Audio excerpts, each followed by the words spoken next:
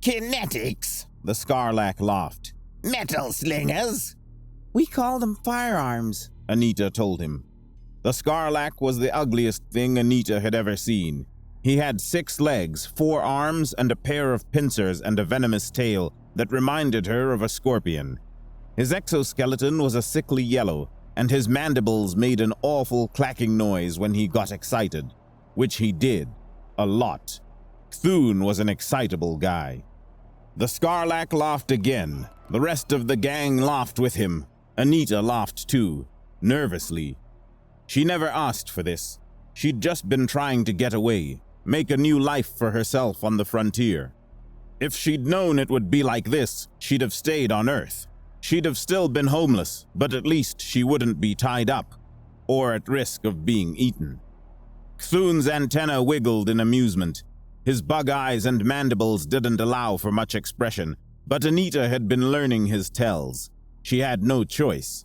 Cthulhu was the only thing keeping the Rondar members of his gang from eating her. She had to keep him happy until she had a chance to get away. How embarrassing, the gang leader teased.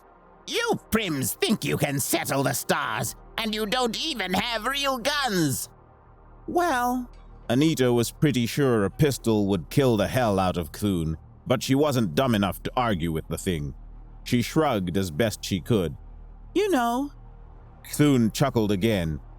You see, Durko, I told you these lunkers were easy pickings.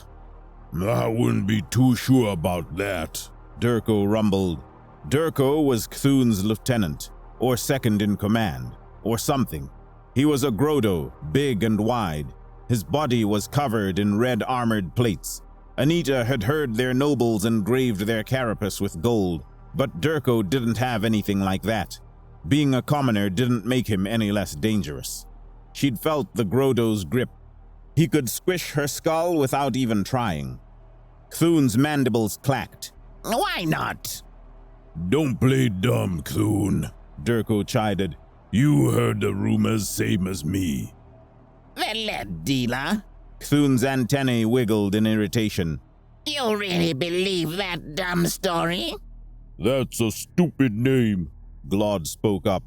Glod was a Rondar. He was big, almost as big as Durko. His body was wide and blocky, and he didn't have a head. What he did have was a too large mouth in the center of his abdomen, with a trio of nostrils and a single large eye above it. There were a lot of Rondars in the gang, and they were all the same, big, stupid, and hungry. Anita thanked her lucky stars Cthulhu never left her alone with one. Not that her stars were that lucky. Who's the lead dealer? It's just a story, Cthulhu told him. A rumor going around. They say some human lunker took up as a vigilante, started hitting gangs all by his lonesome. A man in black with a big black hat. They say he ain't got a name, Durko added. Word is he's going around the frontier in a stolen ship, killing every soul he finds. He shows up and everyone who sees him gets ganked. They say he can't die, can't be tracked, and can't be stopped.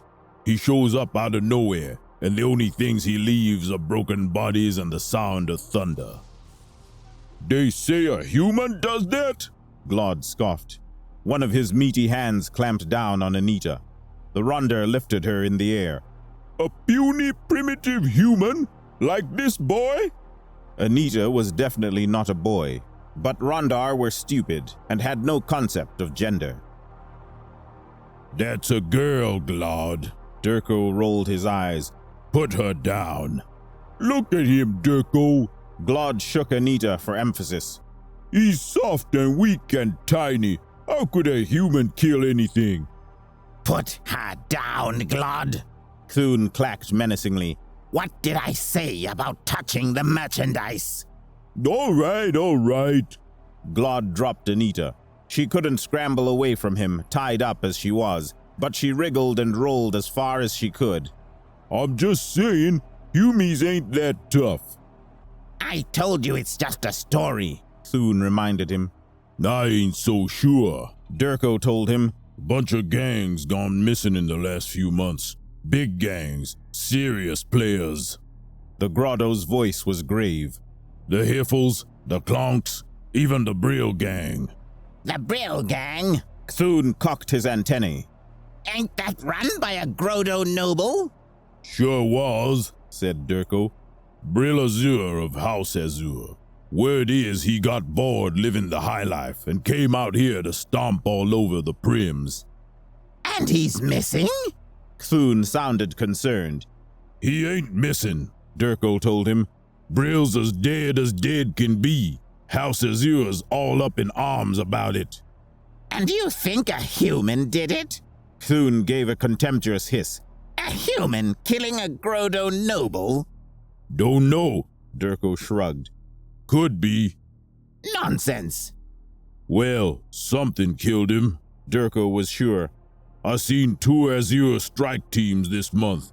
They ain't gonna talk to a commoner, but they wouldn't be out here if Brill was among the living.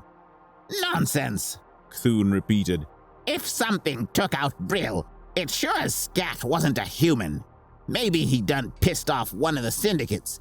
I don't know anyone else having the juice to take out him or the Hiffles. Could be, Durko admitted. I'm just saying we should be careful is all. Whatever's ganking the other gangs might decide to come at us too. How could a human even kill a Grotto? Glod asked.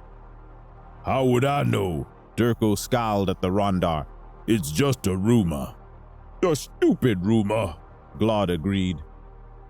What if it ain't? Friven spoke up. Friven was Phylaxian. He was short, smaller than Anita. He had 3 eyes, and his body was covered in long orange fur. The Phylaxian had compensated for his size by strapping over a dozen blasters to himself. Anita thought he looked ridiculous, but she wasn't dumb enough to say so out loud. What? You think the lead dealer is real? Cthulhu chuckled. It's a ghost story, Friven. You know how rumors fly on the frontier. But what if he is?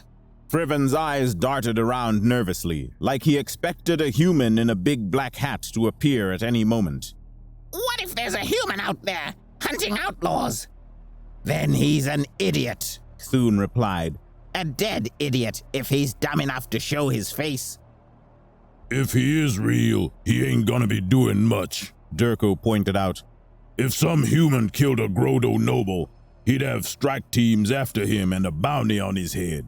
Ain't no one gonna look for more trouble when they got that kind of heat. True. Friven nodded nervously. True, but what about the guns? What guns? Durko folded his massive arms across his even more massive chest. The rock throwers? Firearms, Friven agreed. Everyone says the lead dealer used human weapons. Chunks of lead propelled by chemical explosives. That's why they call him the lead dealer. Stupid name, Glod yelled. I didn't pick it, Durko muttered. He thought for a moment. I'll tell you what, Friven. If you're such a cowardly lunker that you're scared of a bunch of rock-throwing prims, you can call it quits. Ain't no place in the gang for weaklings and chumps. Oh, is Friven out? Glod asked eagerly. Can I eat him? Friven pulled 2 blasters out and pointed them at Glod. Try it and I'll turn you into chunks. He looked up at Durko. I'm not scared, Durko. I just think we should be careful. Like the Prims are going to do anything but run and hide, Cthulhu muttered. He slapped a comm badge attached to a strap on his thorax. Hey, Skaz, are we landed yet? I got things to do. We're in, boss. The voice crackled over the comm. The docking bay just repressurized. I'm lowering the ramp now. About time, Cthulhu complained. You stay in the hot seat, Skaz. You know the drill. He slapped his communicator again. He pointed a pincer at Anita. Durko, grab the Prim, will you? I don't want her running off. You don't have to do this, you know. Anita knew she wasn't going to talk her way out of this, but she couldn't help but try. I told you everything, didn't I? You should let me stay. I can help.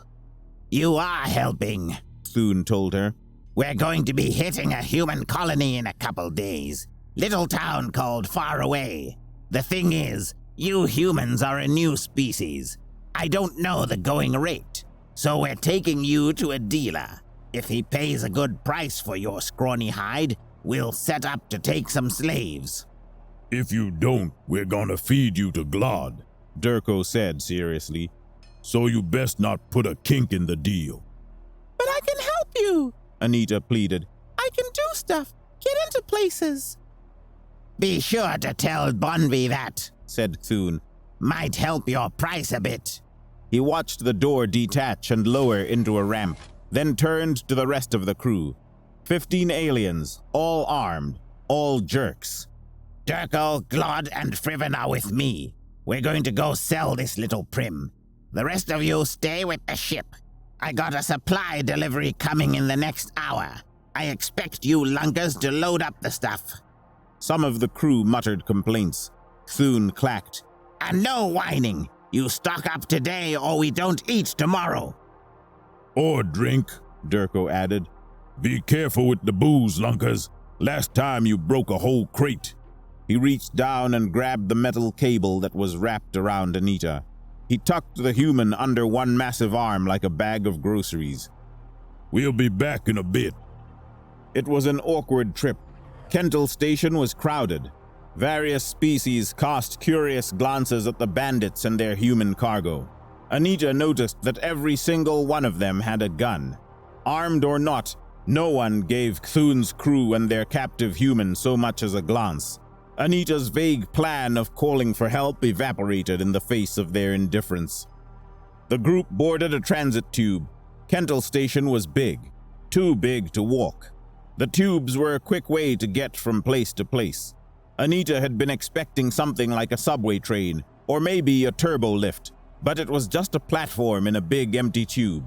She was tempted to ask about it, but decided not to tell slaving bandits just how little she knew about the world. Cthulhu pressed a button on the control panel and told it where he wanted to go. The tube filled with blue light. Then everyone fell upwards. Anita's stomach dropped. She stared around her, but all she could see was the wide metal tube whizzing by at a terrifying rate. The gang didn't appear concerned. Durko's expression was what Anita would expect when someone was standing in an elevator. Anita wondered what would happen if she threw up. Nothing good, probably. After several minutes, Anita felt herself slow down. The group was reoriented in midair by the tube, then deposited gently on a platform. The door opened, and the gang strolled casually out into the station. A few minutes of brisk walking brought them to a storefront. There was a sign on the door that said, Bonvi's Bonafides. The gang went in. It was a pawn shop. At least, Anita thought it was. Alien knickknacks lined the shelves. Trinkets and tools and a few bits she thought were clothing. There was a glass case behind the counter filled with weapons. Disruptors and plasma casters mostly. Anita thought the store was empty at first. Then she saw the bodies. There were 4 of them, Rondars like Glod. Phaser rifles lay next to the corpses. Blood pooled around them. Anita gagged. She'd never seen a dead person before. If she'd had anything to eat in the last few days, she was sure she would blow chunks. Fortunately, Durko was too preoccupied to notice her dry heaving. What the? Durko shifted Anita to his other arm and pulled his piece, a mean-looking disruptor cannon. The rest of the gang whipped their weapons out too. Maybe we should go, Friven suggested. I don't think Bonvi's gonna be taking customers. Shut it, Friven. Thune clacked. He stalked forward. He stopped when the door behind the counter hissed open. A man walked in. Tall. Dark. Human. Store's closed, the human said. His voice was deep and smooth. Anita stopped gagging long enough to goggle at the man. He was dressed all in black, with a long black coat and a wide-brimmed black hat. He had a jaw like a lantern lined with stubble. The sight of him made Anita's breath catch. Not with desire. He wasn't particularly handsome.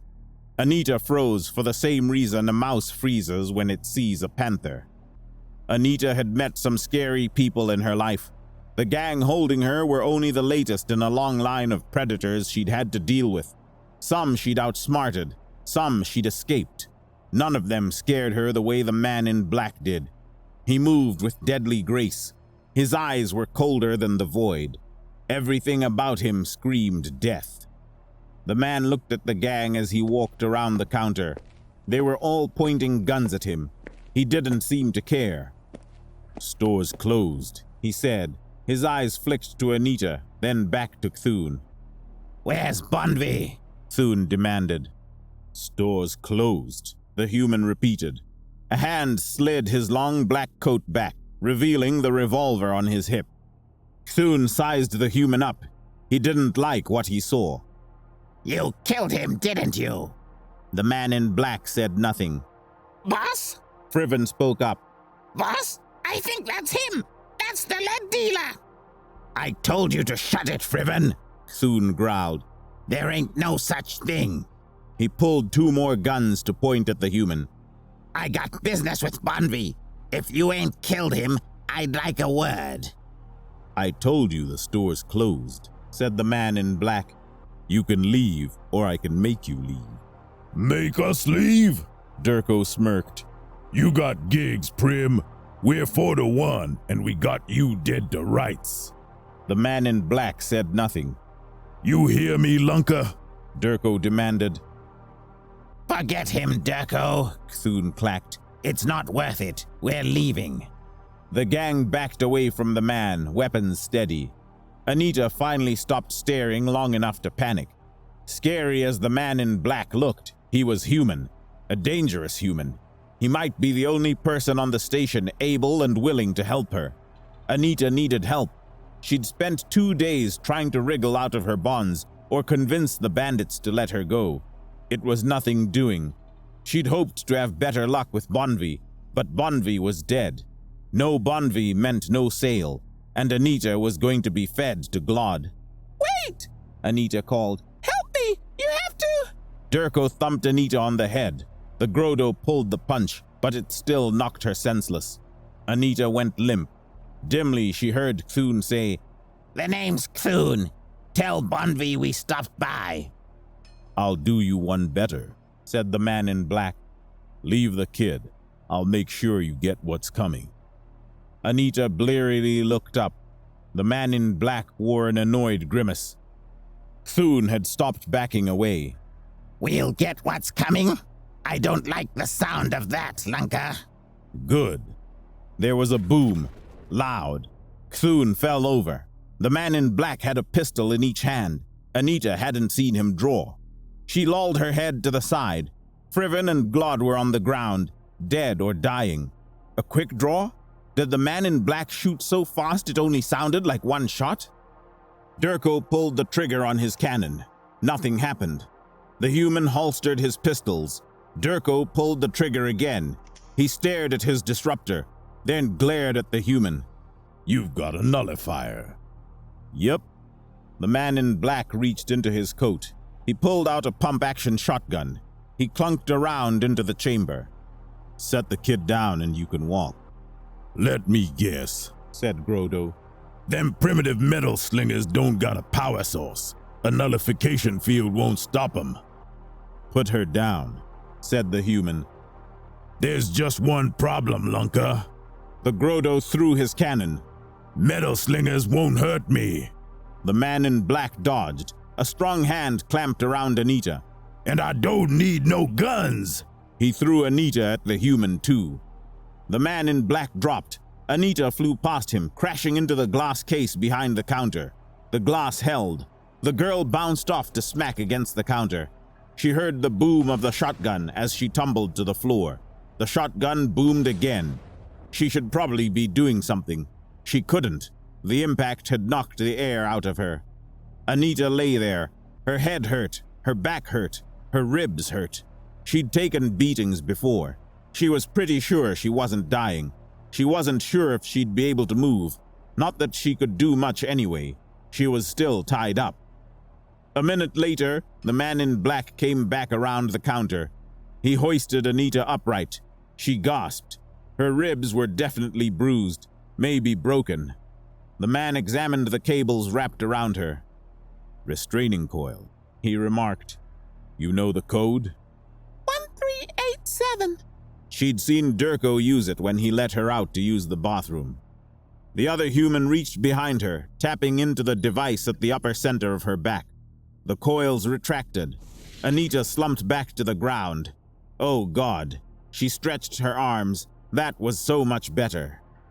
The man left without another word. He went back through the door behind the counter. Anita rubbed her arms, then her legs. The metal coils had chafed her skin, but the device hadn't been tight enough to cut off her circulation. That was good. Anita could stand. Now what? Anita glanced at the door the man had entered. Then she looked at the men he had killed. The Grotto's head was a spattered, bloody mess. The other 3 were just as dead. Anita hesitated, then went for the bodies. It was gross, but Anita searched them anyway. She didn't find a single gudong. The man in black must have looted them already. She did take some of the smaller guns off of Friven. She took a gun strap too, looping it around herself like a belt. She'd never shot a gun in her life, but having them made her feel a little better. Anita considered her options. She could just leave. The gang might try to hunt her down, but she was guessing they wouldn't bother. If the man in black was who she thought he was, they'd have bigger problems anyway. On the other hand, wandering an alien station with no money was what had gotten her nabbed in the first place. The man could help her. There was even a chance that he would. He was a cold-blooded killer, but if he meant her harm, he wouldn't have untied her. He wasn't a pervert either. He hadn't regarded Anita with anything resembling interest. If anything, he'd seen her as an annoyance. Anita wasn't sure she liked that, but it meant he wasn't a danger. Probably. Decision made, Anita went through the door the man had entered. She found a room full of junk. At the other end of the storeroom was another door, bigger. She went in that one too. She found another storeroom. This one was full of cages. The man in black stood at the center of the room. He held a tiny furred creature by the scruff of its neck. The creature had 8 limbs, and 3 of them were dancing over a set of restraints. The restraints were attached to a bugman. A Zist? Anita thought that was the name. The restraints bound all 4 of the bugman's arms together. A thick cable attached to another set of restraints that bound the legs of the Zist. The little furry thing finished its work, and the restraints opened. There were 9 more people in the room. 6 of them were Zist. 3 of them were human. A man and a woman and a little boy. Slaves, Anita guessed. The little furry thing must be Bonvi the slaver. She noticed a metal suit on the floor. No, not just a suit. A mech suit. The little furry thing must be a gizmodi. They used mechs to interact with species that were bigger than them, which was everyone. The Zist tore off its restraints. Another one stepped forward and held out its bound arms. The gizmodi unlocked them with a huff. There, that's the last of them. Satisfied? The man in black lifted the gizmodi and turned him so they were face to face. Their belongings? He inquired. In the shop. The gizmodi snarled. Oh, I sold them. I held up my end of the deal, human. I released the merchandise. The human grimaced.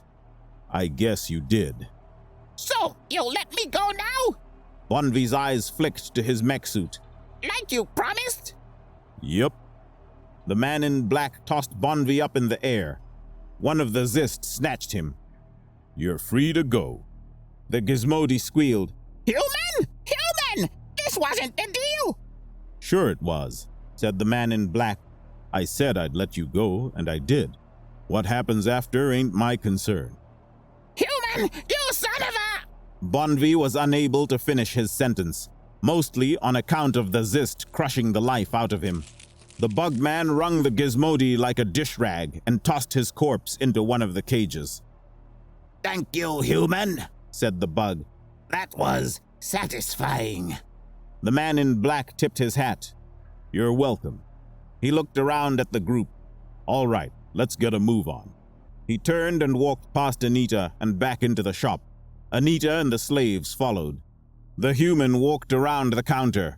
One of the Zist asked, How are things? Bonvi said they're here. The human moved to the center of the counter. dumping gudongs out of his pocket. Take what you can. Bonvi won't be needing it. The Zist and the human male looted the place. The woman and her kid stayed near the man in black. The kid asked, Are you him? The man in black started separating the gudongs into piles. Am I who? The lead dealer. The boy's eyes shone with excitement. The famous outlaw. The man grunted, focused on his task. I'm called that by some. I knew it. The kid was almost jumping up and down. Anita smiled while she sorted through a clothes rack. She needed new duds. I'm Max. Did you kill all the bad guys? The boy's mother shushed him, apologizing to the man in black. The lead dealer waved them off, still counting. When he'd finished, he called out, 2 minutes, then we're leaving. Anita gave up on the clothes. There was nothing that would fit her. She was picking through the electronics when the storefront door burst open. A wave of aliens in station security armor rushed in. They shouted and waved their guns. Everyone but the lead dealer froze. The security people stopped short of rushing the Zist, probably because the bug men were known to lift 20 times their own weight. Instead, they pointed guns and yelled at the bugs to get on the ground. Some of the slaves complied. Some got ready to fight. A pair of Phylaxians ran at Anita. She bolted, sprinting to where the lead dealer was. The Phylaxians followed, but skidded to a halt when they saw the man in black. The lead dealer regarded the Phylaxians coldly. He swept his eyes across the storefront, assessing the yelling guards and the angry Zist. He drew a pistol and aimed it into the storeroom behind the counter. He pulled the trigger. Everyone froze at the boom. The lead dealer holstered his pistol and spoke into the silence. Looks like you boys just uncovered an illegal slave operation. Good work. Why don't you let these folks finish retrieving their belongings and we'll be on our way? The guards looked at each other. The leader stepped forward. He was a gizmodi with security stamped across the chest piece of his 2-meter mech suit. Bonvi Virana is a legitimate businessman. All I see are a bunch of murderers looting his shop. Anita's eyes narrowed. The guard hadn't skipped a beat at his accusation. He knew damned well what Bonvi had been doing. He was probably taking a cut. Space wasn't much different from Earth, really. Cops were the same, the universe over. That's so. The lead dealer was cold as the grave. You might want to check the room behind me. Look at the cages. We'll sort that out later, the gizmodi told him. We're taking you in for murder. The lead dealer shifted his coat away from his pistols. You sure that's how you want to play this? Are you stupid? One of the other guards yelled. There's 20 of us. Bill free, you idiot. Another guard yelled. That's the lead dealer. Several more guards cursed in fear. The man in black ignored them all. He kept his eyes on the leader. The gizmodi stared at the human through the hole in its chest plate. The human stared back. The gizmodi swallowed. You're free to go, human. I expect these others to make a statement. They'll be coming with us. They won't, said the lead dealer. There were several moments of silence. The guard said, They can come by the station later. Make a statement. I'm sure they'll do just that. The human said, You gonna holster them pieces? They won't work anyway. The leader snarled, but all he said was, Stand down, officers. Let these people leave in peace. The rest of the guards put their guns away. The lead dealer nudged Anita. Grab the money. Anita grabbed a shopping bag and dumped the gudongs into it. The man spoke up. You heard security. It's time to go. He pointed at the outlaws he'd killed earlier. Don't forget the guns them scoundrels took off you. In less than 20 seconds, Anita and the slaves were following the lead dealer out of Bonvi's establishment. Station security had watched them with murder in their eyes, but none dared cross the lead dealer. Anita skipped ahead of the others to ask the lead dealer a question. Where are we going now? The Cosmic Cantina, said the man. He held out his hand. Anita gave him the bag of money. What's that? It's a bar. The lead dealer ignored the rest of Anita's questions. He led the group to a transit tube. The tube was less scary the second time, but she didn't like it nearly as much as the little boy. The kid had screamed with joy the whole way. Anita wasn't sure if she should laugh or yell at the kid. She ended up doing neither. The Cosmic Cantina turned out to be a pretty nice bar. Fancy furniture, good lighting, and it had an earthy plant smell. The place seemed popular too. A bunch of people looked up when the lead dealer walked in. Most of them looked right back down. 2 old Philaxians up at the bar waved. The lead dealer ignored them. The group went straight up to the bar. There was a lavender zist going from table to table. The man in black tipped his hat to her and said, "Ma'am," as he passed. She waved at him happily. The human tipped his hat at the bartender next. "Farlow, appreciate the tip." Farlow was also a zist, a green one. He had 4 guns and 4 tungsten rods strapped to his person. His antennae wriggled cordially. Human, the pleasure was mine. I hate slavers more than you do. He looked over the slaves. You were successful, I take it? The lead dealer grunted affirmatively. He fished some gudongs out of his pocket and placed them in front of the barkeep. "I got some business to take care of. Can you look after these folks for a bit? Maybe get some food in them?" The famous lead dealer springing for a meal. One of the old Philaxians grinned at the man. You're going to ruin your reputation, human. He only has the reputation because you wouldn't shut up, Hylar. The barkeep reminded him. He turned back to the lead dealer. I can feed them, but I can't protect them for long. I'm just a bartender. "A few hours will be enough." The lead dealer tipped his hat again. "I appreciate it." He turned to the slaves.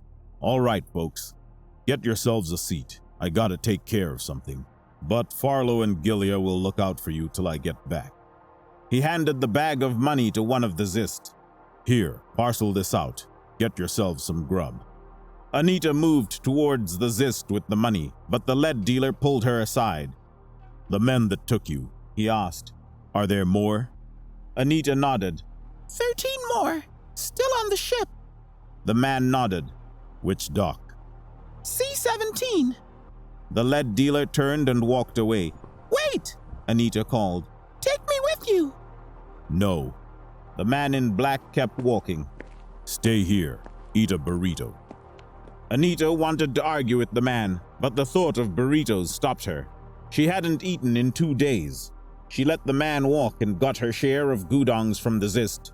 The lavender Zist took her order, and the food came quick. It was good, too. Things were finally looking up. The lead dealer returned 2 hours later. By then, Anita had downed 2 burritos and half a pitcher of water. She'd tried for whiskey, but the human couple told Farlow human teenagers shouldn't have booze. Anita was gracious enough to forgive them. She was free. She had guns and money. Her stomach was so full it hurt. This was probably the best day she'd had since she left Earth. The human thanked the barkeep and addressed the human family. "Where were you headed?" New Bounty, said the woman. I've got an uncle there. The lead dealer nodded. He turned to Anita. "And you?" I've got my own plans, she told him. The man nodded. He turned to the Zist.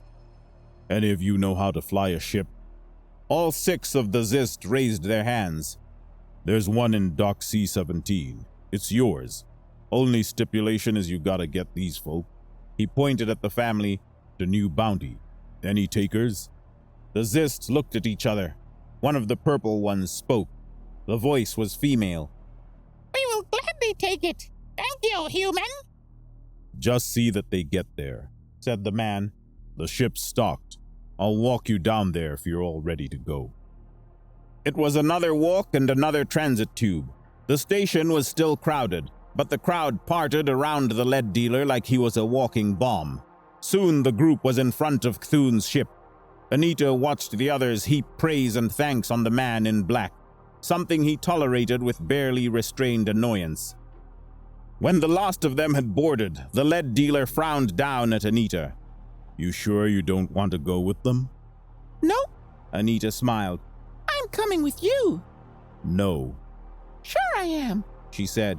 You're famous. famous. You need someone that can do things for you, incognito-like. No. The lead dealer's glare could freeze a star. You'll come around. Anita was sure. Hey, what's your name anyway? The lead dealer glared harder. I'm going to call you Jack. Anita decided. No, you won't. The lead dealer's hand drifted towards his gun. Anita smiled at him. She had him pegged now. The lead dealer was as cold as they came, but he had a code. He wouldn't hurt Anita. She'd figured out something else too. Seen it when he was talking with the barkeep. He was awkward. The lead dealer was terse and gruff because he didn't know how to talk to people. The poor guy. He needed Anita. She would take care of him. It was the least she could do. Anita beamed at the man in black. I'm glad you found me, Jack. This will be the start of a beautiful relationship. The lead dealer paled. Hell no.